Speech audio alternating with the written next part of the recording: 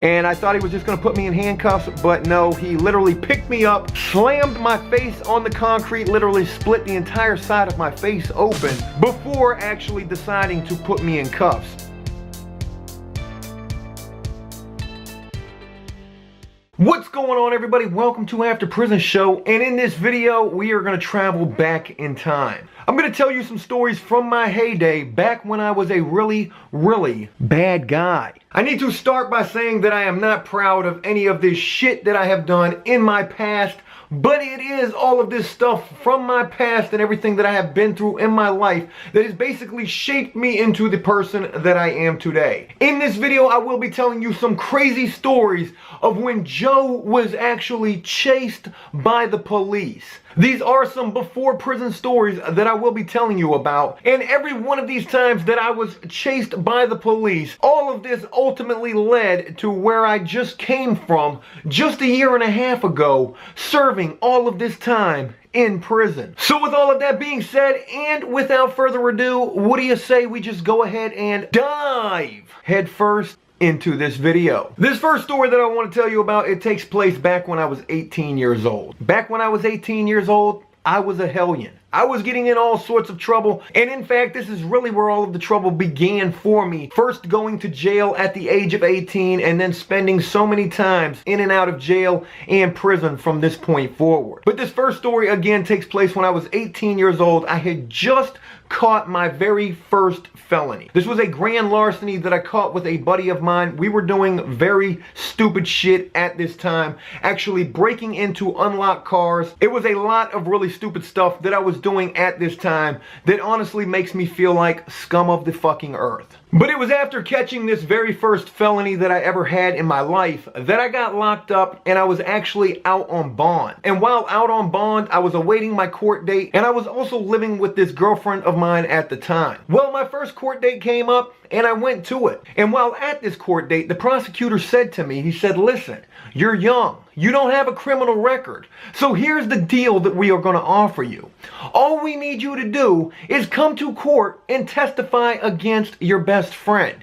And if you do that, we're going to drop all of these charges against you." And while hearing this, I'm thinking to myself, wow. That's a pretty crazy plea bargain you're coming at me with. So what did I do when this prosecutor offered me this plea bargain? I had no choice but to say, "I'll do it." "Well, that's great," the prosecutor said. "We'll see you at the next court date when all we need you to do is just point out your best friend in the courtroom." That's him right there, that guy. He held a gun to my head and he forced me to do these things. Which, by the way, I'm making a joke here. But I had no choice but to go along with what this prosecutor was asking me to do, telling me that if I wanted these charges dropped against me, I would have to come to court and point out my best friend. And if I did that, well then, all charges against me would be dropped. Now I just want you to think for a second, what exactly would you do if you were in this same exact position? Would you agree to come to court like I did and actually come to court to testify against your best friend in an effort to have all charges against you dropped? Or would you not? Well, just because I agreed to do this doesn't necessarily mean that's what I did. In fact, after leaving that hearing at court, I immediately went over to where my best friend was staying and I told him exactly what had just happened at court. I said, "Hey, best friend of mine, I just left from court and guess what they want me to do? They want me to show up at your hearing date and they want me to literally point the finger at you, saying that this was completely all your fault. And if I do that, they're going to drop all charges against me." Well, after I told my friend this is exactly what they wanted me to do, I followed up by saying, "But guess what? I'm just not going to go to court at all. In fact, I guess I'm making the decision right now that for the first time in my life, I will be a fugitive at large." And that's what I did. I decided not to go to court, not to testify against my best friend, and instead became a fugitive of the law on the run. A guy who had failed to appear for court and now had warrants out for my arrest. At 18 years old, this is the very first time in my life that I actually was on the run. And again, at this time, I was living with this girlfriend of mine. She was the only one who knew, besides that best friend of mine who I didn't go to court to testify against, that I was actually on the run. And also a little key point to throw into the story, it was also that best friend I was supposed to testify against in court who was the only other person who knew where I was living at. I had always told my girlfriend at that time that if anybody ever came to the door, knocking on the door, that you need to look through the peephole first to see who it is before you actually answer that door. That way, if it is the police, you can let me know and I can try to get out of there.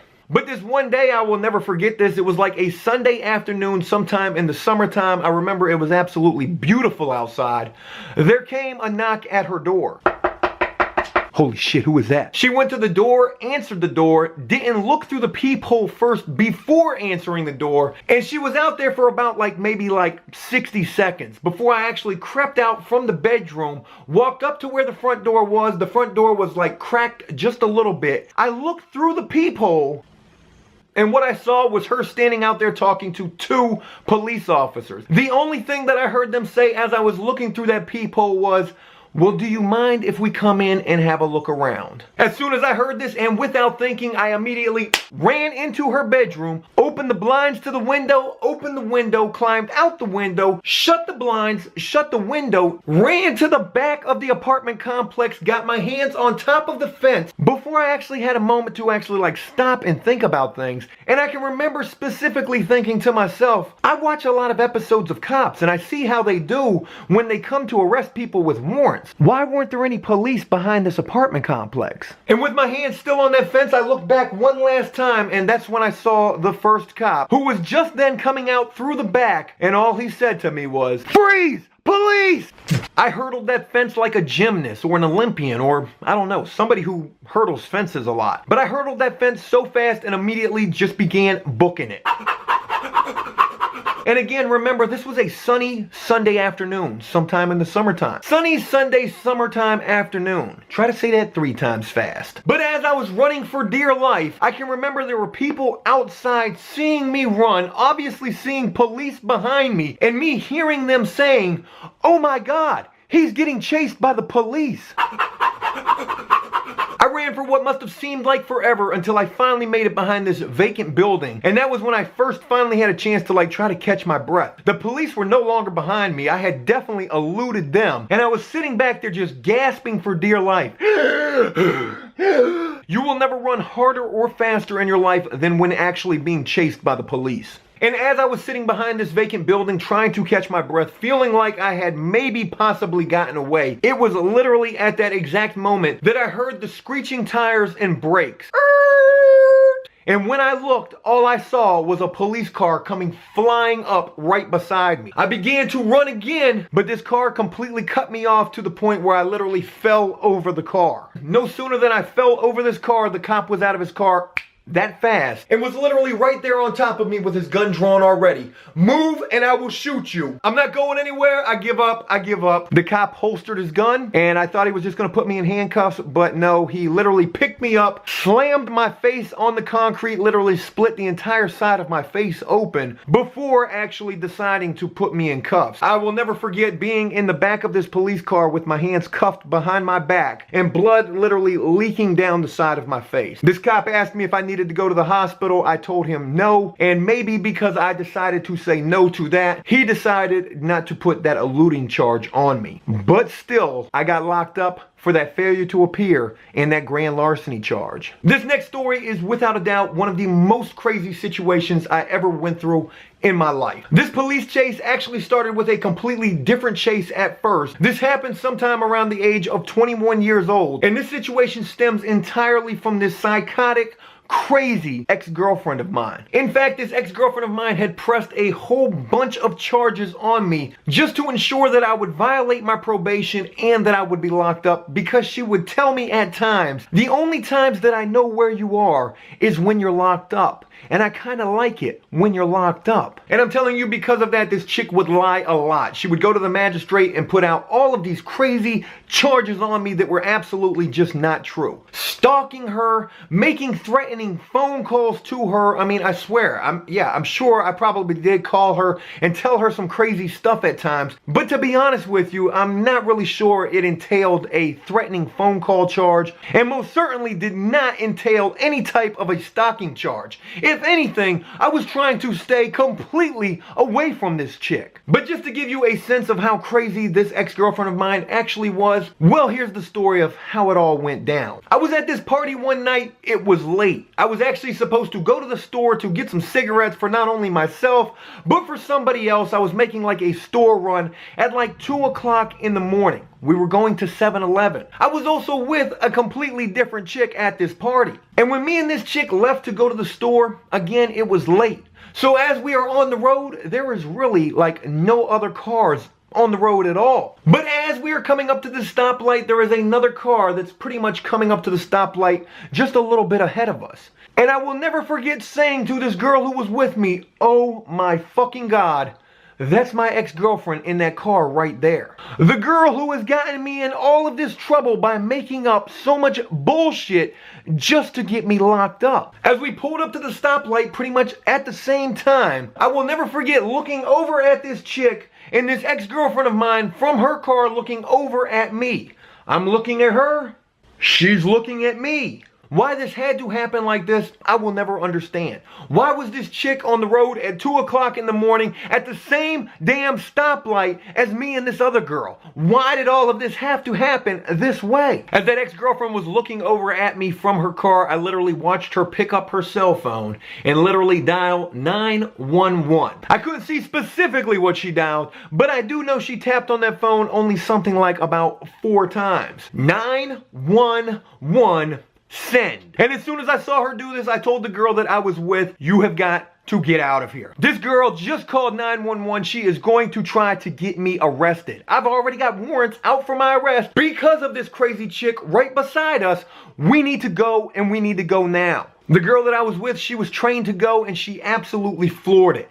This chick chased us literally through 2 different cities. I can remember my buddies calling me from back at the party like, Joe, where you at? I thought you were just going to the store to get some cigarettes. I told them, listen to me. I am in the middle of a high-speed pursuit right now with this crazy chick absolutely chasing me. Here is where I'm going to be at. Please come and get me before it's too late. We ended up on this long, dark road, and I told the girl that I was with, stop the car. She stopped the car. I jumped out of the car. I ran back toward the car that had been chasing us for so long at this point. I can remember hearing this girl on the phone talking about, oh my God, we're at the corner of this road and that road. She was on the phone with 911 the entire time that she was chasing me. As I was running towards her car the entire time, she was backing up. I was trying to just get her to stop chasing me. Realizing that I wasn't going to be able to catch up to the car because she was backing up, I literally just threw my arms up, turned around, and just said, stop chasing me. As I made my way back to the other car that I was riding in with this other girl, I will never forget how I could hear her car accelerating towards me. I couldn't see it because I was walking away, but I could hear it. And the next thing I knew, I didn't see anything, but I felt it when that girl literally hit me with her damn car. As soon as she hit me with her car, I literally tumbled over the hood of her car. Boom!